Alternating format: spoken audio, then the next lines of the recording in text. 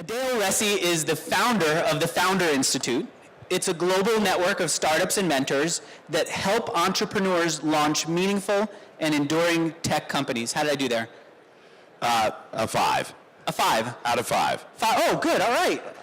So what that means is an entrepreneur comes to you with what? An idea, a business, funding, what?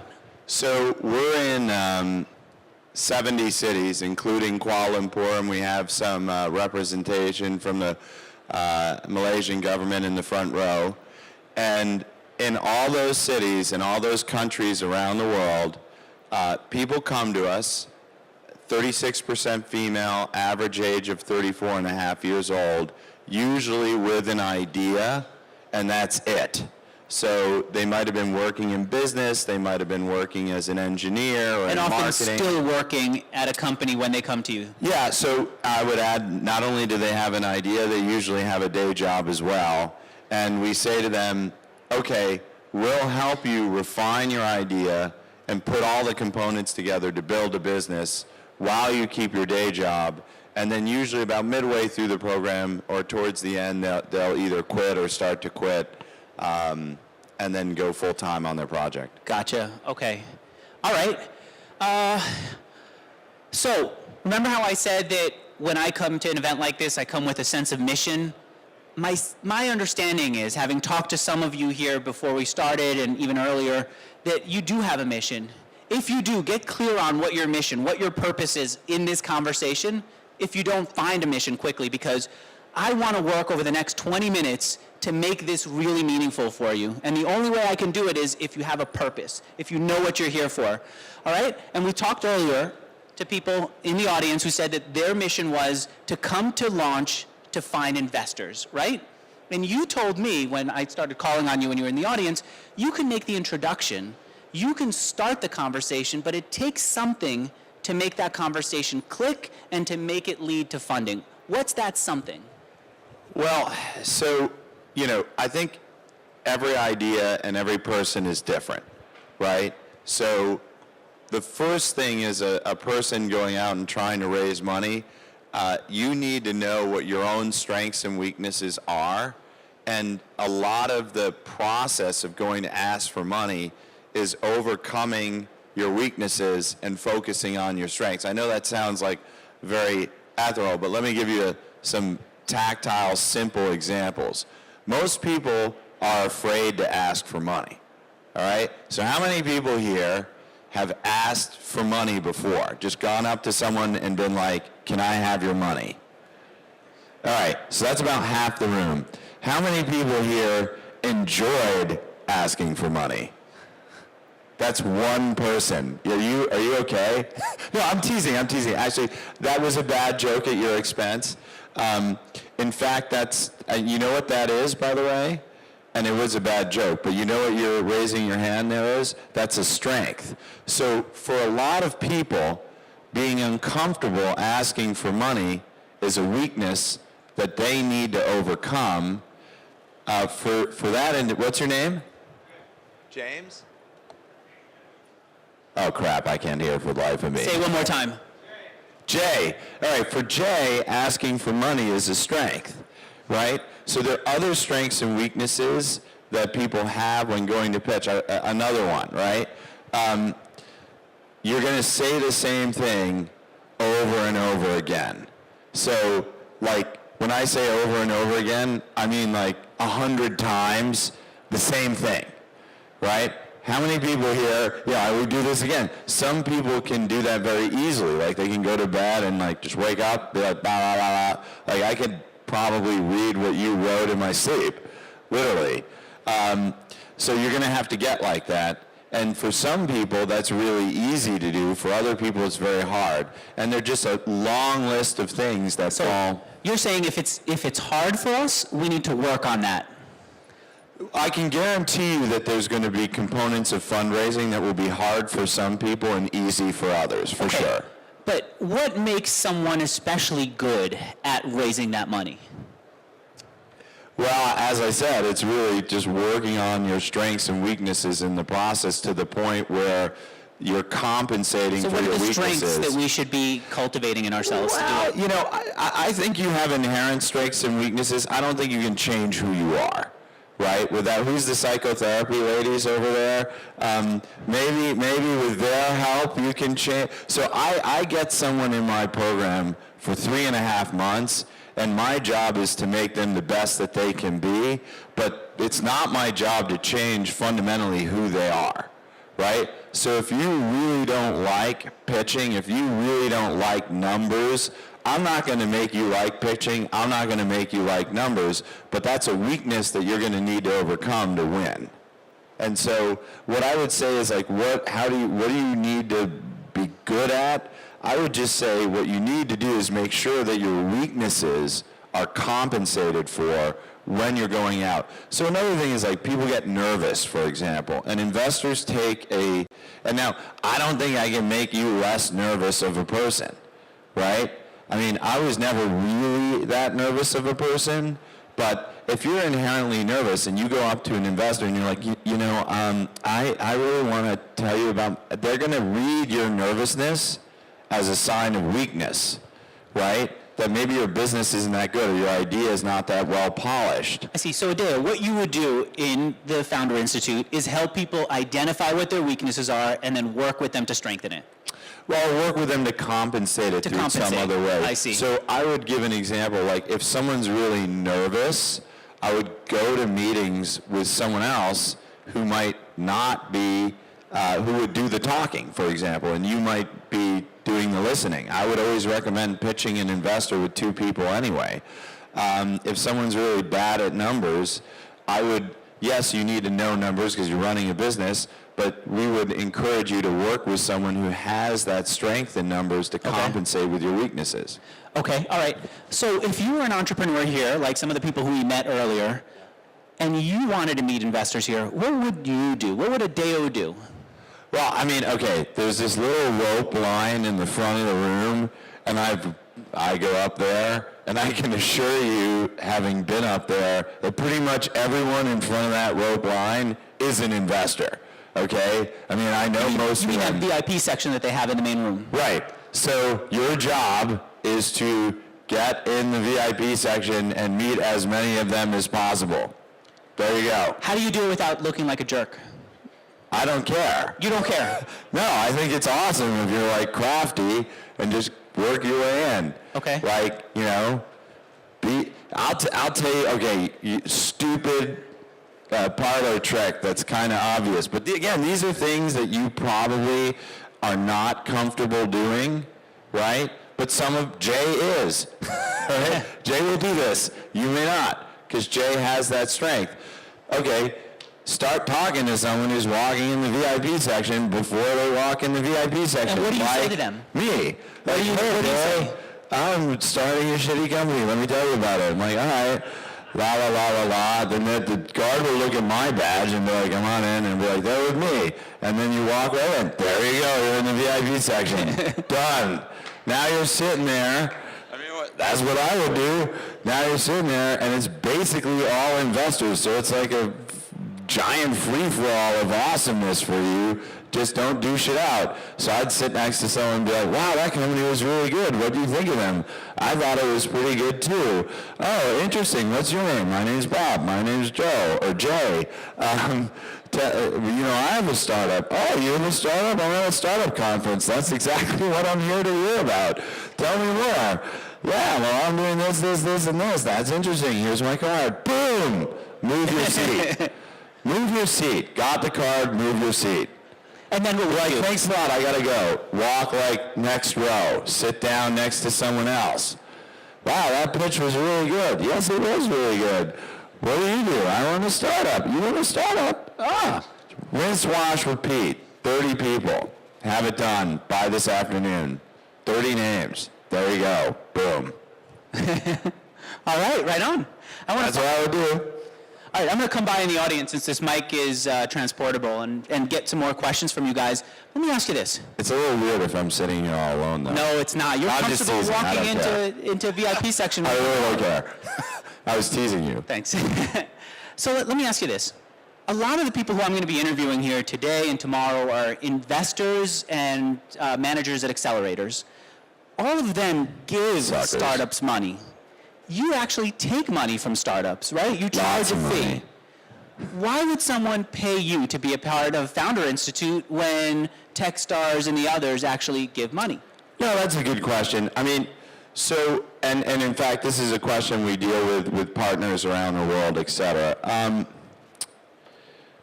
I don't look at it that way, and so let me explain. We take people who have day jobs and turn them into entrepreneurs. So I need to put obstacles or signals of commitment in their way to ensure that they're serious. So why does it have to be money? Why can't it be, if you build a first product and we like the way you've built it, then great. If you've made sales... It's definitely not always money. In Kuala Lumpur, for example, the course fee is negligible. In South Africa, it was a free program subsidized in part by the government. So we don't always use money. What we found is, I know more weird stuff about the psychology of entrepreneurs than you could imagine. If we had like hours and hours and hours, we could cover maybe a 1/8 of bizarre entrepreneur psychology wisdom I have. But we've done a lot of price elasticity of demand testing. And when we've charged nothing or next to nothing, we get really bad results. And then as you increase the amount that you charge for the program up to a certain peak point, which we know exactly what it is, it's about 6 times your cost of living index in a city, that's when we get the absolute best results. And when I say absolute best results, I'm not talking about financial results from the course fees or stuff. I'm talking about the largest number of credible applicants, the largest number of excellent graduates, etc. So it's almost like you have this sense that if you're paying for something, it's more valuable. If you pay a certain amount that's sort of a little bit painful, it's like you're making a commitment to yourself, and you need to make that commitment to yourself in order to go through the hardship of building a business. I see. And so if some of the entrepreneurs we talked to earlier are a little further ahead, they don't have a day job, if they've gotten a business off the ground, then are they right for the Founder Institute? About 10% of them are, probably. So about 10% of the class is sort of what I would define later stage, return, second or third time entrepreneur. What we do is we have a very rigid process to help you do what you need to do. So most entrepreneurs, so remember what I was telling you before about strengths and weaknesses? What happens as an entrepreneur? What does Jay do all day long? Pitch. Code. Okay, Jay codes all day long, but Jay's not afraid of pitching. What happens as an entrepreneur is you migrate towards your strengths.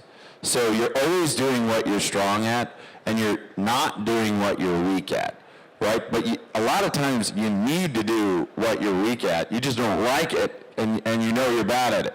So by having a structured process, we force you to do a lot of things that you wouldn't otherwise do that ultimately make you a better entrepreneur, whether you're doing it for the second time, first time, third time, or whatever.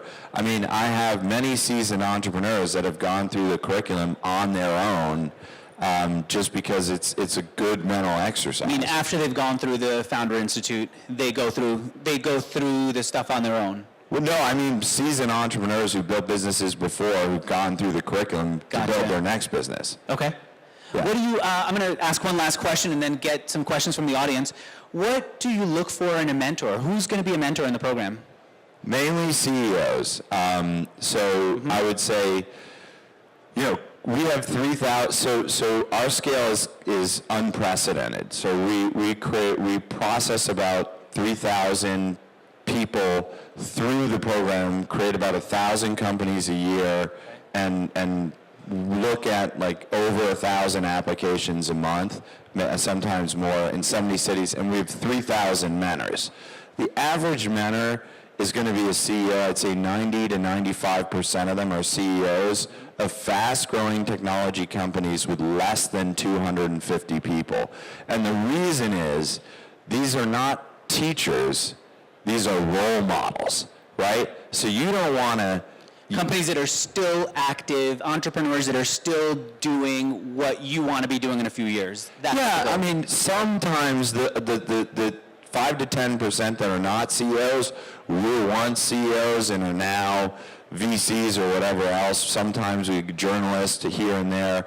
But for the most part, they're CEOs and they're role models. It's like they're telling you like stories of hardship and how they think about things. So a lot of times people are like, oh, you're doing a session on legal, why don't you have lawyers there? And I'm like, because a founder doesn't need to know anything about law. A founder needs to know what a founder needs to know about law, right? So I think about law not like a lawyer. I think about law as an entrepreneur, right? And that's exactly the way you want to think about law. So I don't have like in the revenue sessions an accountant come in and be like, so you take your, gross domestic product and you subtract the blank and the blank and you don't need to know that. You have accountants that do that. You need Gross to know. domestic product, huh? Well, I do work on the country level, so that was You do actually, I see that. Yeah. Why don't we take a question from the audience? Who came in here with a mission that I have not helped achieve yet? And I'll pick someone out, like you right here. What's your goal here? What brought you to the event, to the conference? Well, I'm just for networking here. We would like eventually to start our own ideas. We are an ICT company from Greece, so we eventually like to grow our network a bit and get some ideas from the whole situation. Where in Greece? Thessaloniki, it's on the north. It's the second largest city of Greece.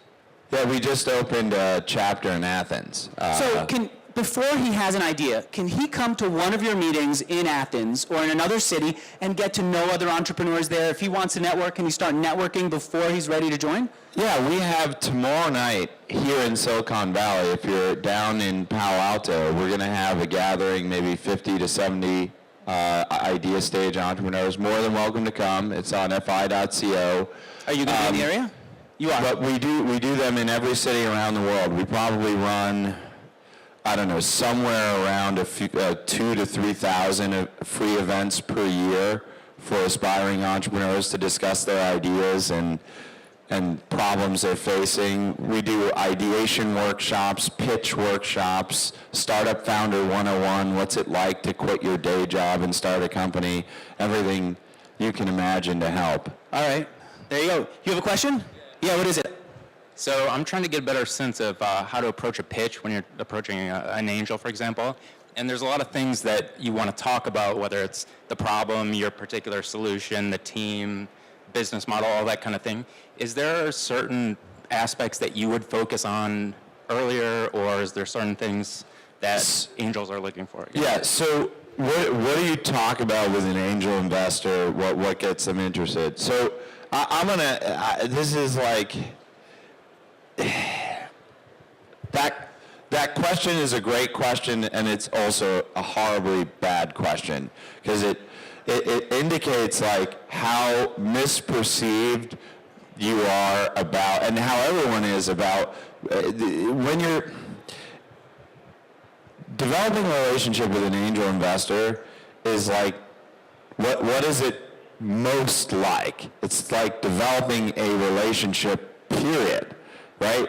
With an angel investor is like with, someone you meet at a conference, with a new friend that you drink with at a bar, with blank and blank. Developing a relationship, period, is developing a relationship, period. So you almost need to forget that they're an angel investor and treat it like a relationship. So one of the key aspects of developing a relationship, here I'll stand up since I'm staring through another gentleman, is that when you develop a relationship, the number of interactions is critical to the outcome. So I always like to say when you're trying to get with an angel investor or any investor, the goal of every meeting, single-handedly, is to get to the next meeting. So what was the thing when you snuck in the VIP room? What did I say? You get the card, you get up, and you move. Why? Because you can't, excuse my language, fuck it up. You got the card, that's all you want. Now you have a door in to get another meeting, and you move out. Mission accomplished, right? So when you meet an angel investor, your job is to basically queue up the next meeting. Now, you'll go through about 5 meetings with the average angel, at which point you might have a good enough relationship to ask them for money. Maybe it's 7, but it's in that range of 5 to 7 interactions. And you're going to have to manipulate the circumstances to try and get those interactions because there's a lot of people fighting for attention. Now, back to your specific question, though, like what do you need beyond that? Well, you need a company, right? You need a team with at least 1 full-time member. Like, these are the minimums, by the way. It's not like check, check, check, and then I'm like, you can do it. These are like the absolute minimums. Why weren't people throwing checks out at the ideas on stage today, many of which were better than the presenting companies? You know why? Because what don't they have? A company. A full-time team member. Now last year Jason was like, would you quit your jobs to do this? And they were like, I guess. Like, if that's not, that you can't do that, right? You have to be like, yes, and then maybe you're going to get money. So company, full-time person, product, right? Pretty important. Now, it could be a rough product or a finished product, but you're going to need some product. And then last but not least, you're going to need some traction. Now, traction's not... Traction comes in many forms, and you hear it all the time, and you're like, what is this mysterious traction? Well, if you don't have a finished product, you're not going to have users, so you rule that out, but you could have a really amazing team, and you could say, look, we've been in existence for 15 minutes, and I've got this guy from Yahoo and this guy from blankety blank on my team. Isn't that amazing?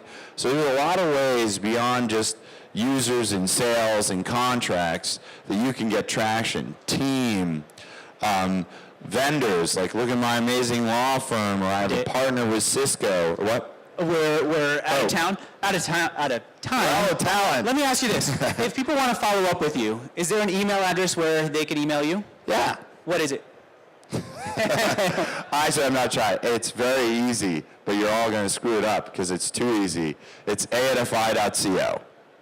a@fi.co. Yep. All right, great. If they're in a city where you're doing an event, they could pop in. They could say, I know. We'll be down in Palo Alto tomorrow. Palo Alto tomorrow. Yes. All right, great. Thank Yeah. you, Adeo Ressi. Thank you, guys.